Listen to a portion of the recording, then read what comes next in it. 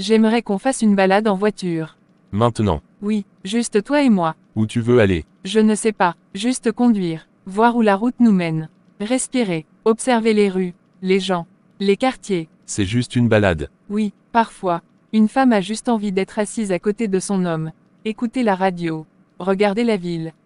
Rien de plus. On roule 1 heure, 2 heures. Et si on s'arrête quelque part, ce sera juste pour regarder. Oui, pour regarder. Je ne sais pas pourquoi. Cette envie de me balader. Peut-être que c'est le bébé qui demande ça.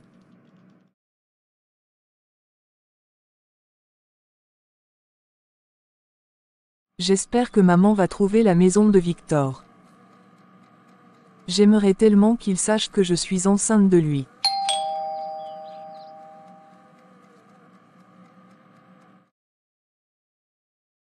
J'ai quelque chose à te dire. Tu me fais peur. Est-ce que tu vas partir en voyage à l'autre bout du monde? Non. J'ai décidé d'acheter un appartement. Ah bon? Oui. Tu as déjà trouvé un endroit? J'hésite entre 2 endroits, et c'est là que j'aurais besoin de toi pour m'aider à faire un choix. Ça me fait plaisir que tu veuilles mon avis. Je sais que je ne suis pas le père de ce bébé. Mais je me disais juste que si un jour tu veux changer d'air, avoir un endroit pour toi, ou pour vous, peut-être que ça pourrait compter. Tu es tellement gentille. Je n'ai pas osé te le dire jusque-là parce que je ne voulais pas te brusquer. Mais oui, j'y pense souvent, j'y pense même tout le temps. Je t'aime bien, je t'aime vraiment, et depuis longtemps. J'ai toujours senti quelque chose de toi. Ta manière de m'écouter. De venir sans jamais forcer. J'aurais voulu que le père de mon enfant soit comme toi. Est-ce que tu regrettes? Je ne regrette pas ce bébé. Il n'a rien demandé. Il mérite tout l'amour du monde.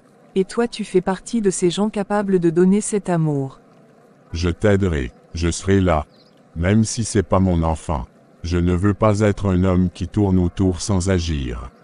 Ça me touche énormément. Sache que je t'aime pour ce que tu es. Quand est-ce que tu veux que je t'aide à visiter ces appartements?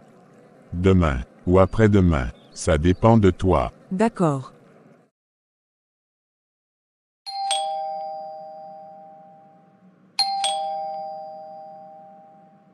On dirait qu'il n'y a personne. Je vais attendre dans un coin de la rue.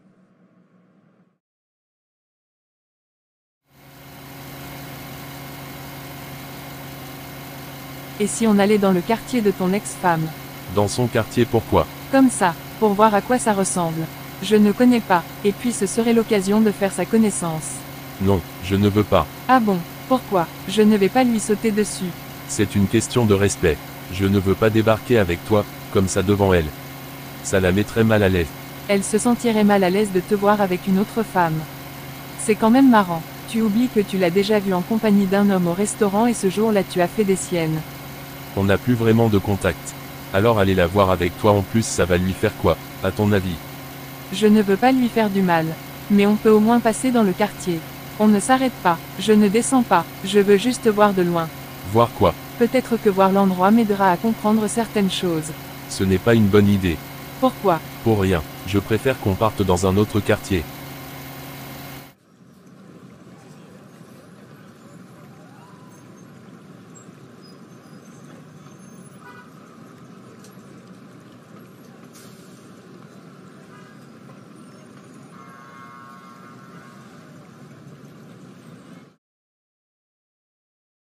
Je ne dors plus depuis ce jour-là. Tu veux dire le jour où tu m'as enterrée vivante? Le jour où je t'ai perdu. Depuis ce moment. Je ne suis plus avec Jade. On s'est séparés. Ce jour-là même.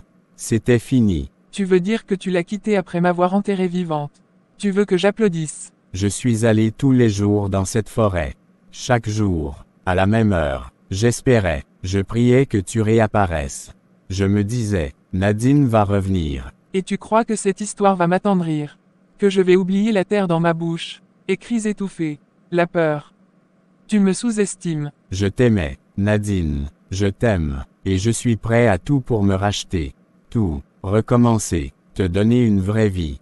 Effacer le passé. Effacer le passé. Je suis venu ici pour te dire que si je sors de ce cabinet, je vais directement au commissariat. Tu ne vas pas me convaincre. Attends. Écoute cette histoire.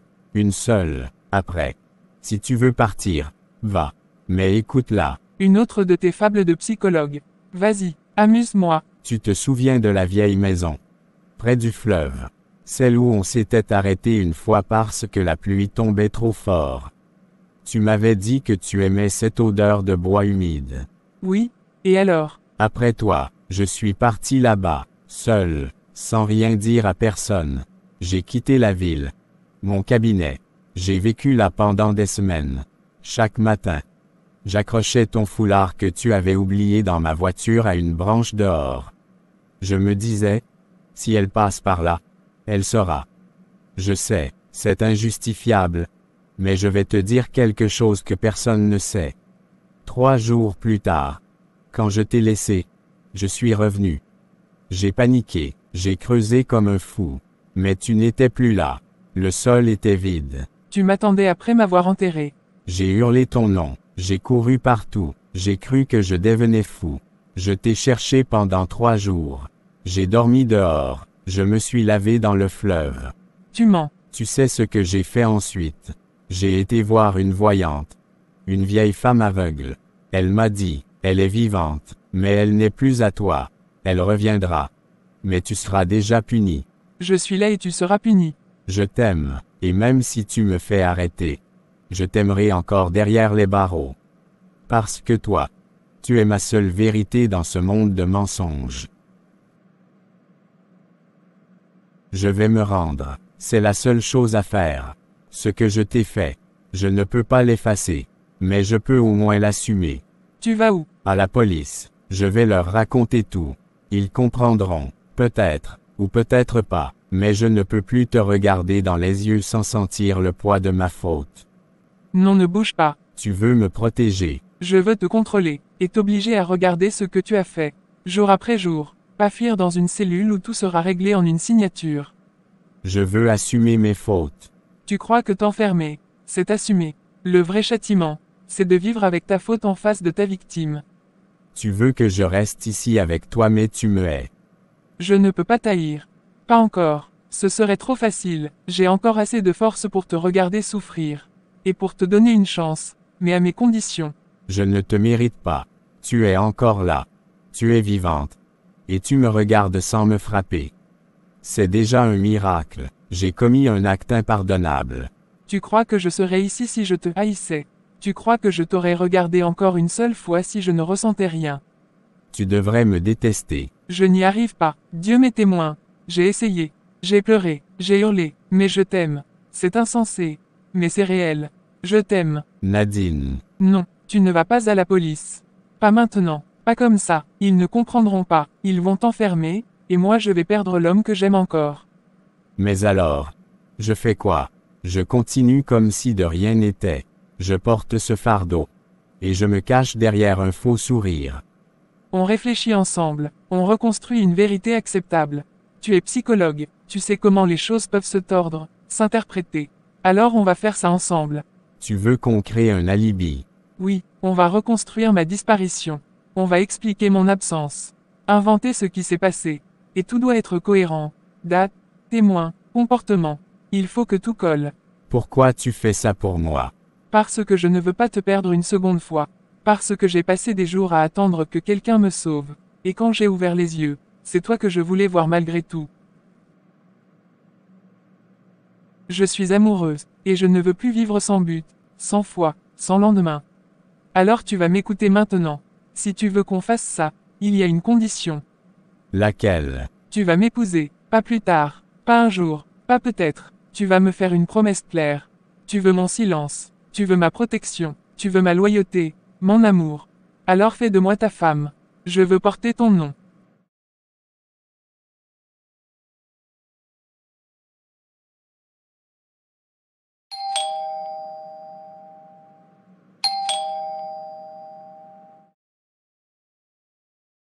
Comment vous allez? Je vais bien. Installez-vous.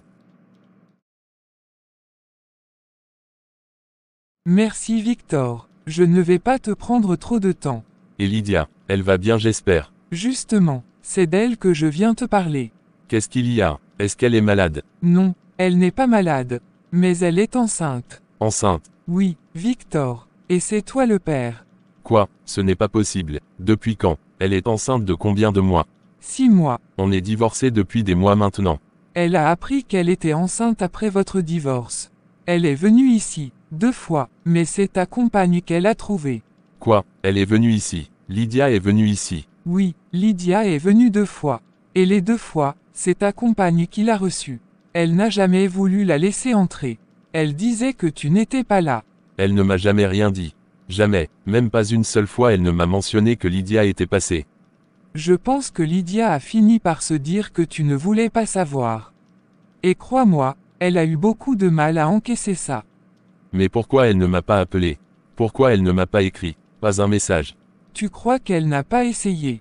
Tu crois qu'elle n'a pas attendu que tu la rappelles. Après être venue jusqu'ici, elle a tenté de te joindre, tu as bloqué son numéro.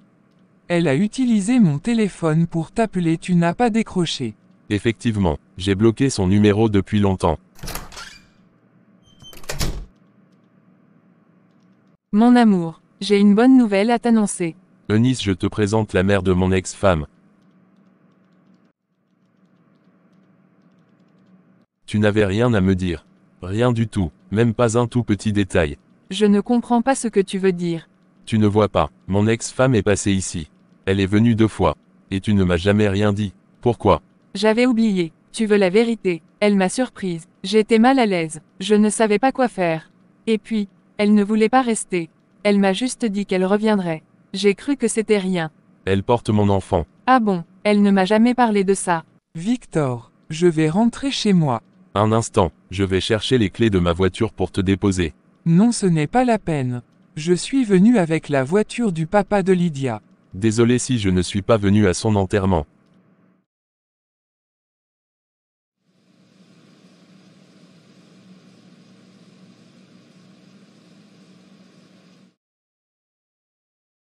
Mon amour, est-ce que je peux prendre ta voiture? Je dois aller voir mon gynécologue. Je vais te déposer. Non, je ne veux pas que tu m'accompagnes dans ton état.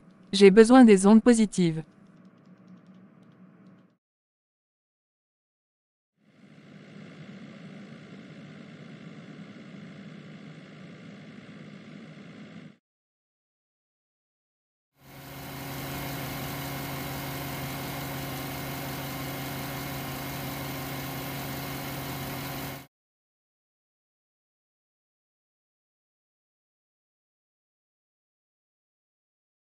Est-ce que tu lui as dit? Oui, j'ai été chez lui. Je lui ai dit, tranquillement, que tu étais enceinte et que c'était de lui. Qu'est-ce qu'il a dit? Est-ce qu'il a crié? Est-ce qu'il t'a chassé? Est-ce qu'il t'a traité de menteuse? Non ma chérie, rien de tout ça. Il n'a pas crié. Il était surpris. Il me regardait comme s'il n'arrivait pas à y croire. Comme un homme à qui on venait de rendre un morceau qu'on lui avait volé sans qu'il le sache.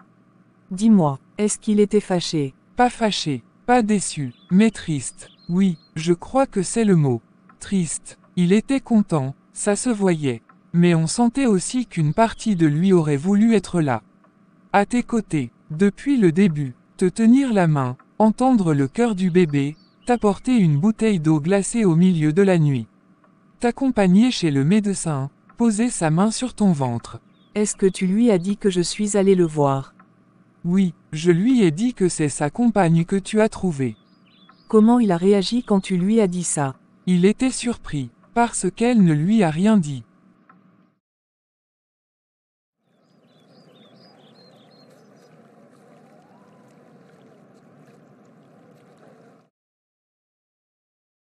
Jade, dis-moi pourquoi tu as mis Samuel dehors. Tu veux vraiment savoir? Assieds-toi bien parce qu'il faut des heures pour raconter les 10 000 versions de ces histoires. Samuel n'est pas un homme. C'est une bibliothèque de mensonges ambulantes. Tu exagères. Samuel est romantique. Je vais te raconter quelques-unes. Un jour, il est rentré tard. Je lui demande, « Tu étais où? » Il me dit, « J'ai croisé un aveugle qui ne retrouvait plus sa canne. Je l'ai accompagné jusqu'à chez lui. On a parlé philosophie pendant 4 heures le temps qu'il retrouve la mémoire. Un autre jour, il est encore rentré en retard. Cette fois, c'est parce qu'un cochon traversait l'autoroute et il a dû le raccompagner dans sa ferme pour éviter un drame animalier. Tu te rends compte? Un jour il a glissé dans un caniveau parce qu'il poursuivait une vieille dame qui avait oublié son sac de bananes sur un banc. Il t'aime. Un jour, il m'a dit qu'un enfant l'avait confondu avec son père disparu et qu'il était obligé de jouer le rôle pendant toute la journée pour ne pas briser son cœur. C'est marrant. Chaque fois, il dit ça avec une sincérité. Tu douterais de toi-même. Il te regarde dans les yeux comme un pasteur devant son église et il te dit. Tu ne me crois pas, Jade. Tu penses que je suis capable d'inventer une chose pareille. J'aimerais te dire quelque chose. Un jour Samuel m'a appelé. Il m'a dit qu'il avait quelque chose de très important à me dire. On s'est vu dans un restaurant. Il m'a dit qu'il voulait te demander en mariage et qu'il avait besoin de mon aide. Pour que tu ne saches rien. Et je lui ai dit qu'il faut que tu partes en famille pour quelques jours. Comme ça on aura tout le temps d'organiser ta demande en mariage. Je me souviens qu'il m'avait demandé de rentrer en famille. Mais ça fait des mois que je suis là. Pourquoi il n'a pas encore fait sa demande? Je ne sais pas. Je me dis que c'est pour les préparatifs de la demande en mariage qu'il rentre tard. Alice, tu te rends compte de ce que tu dis. C'est juste une demande en mariage, ce n'est pas un mariage pour que ça prenne des mois. Samuel t'aime. Et je sais que tu l'aimes aussi. Appelle-le, dis-lui de revenir.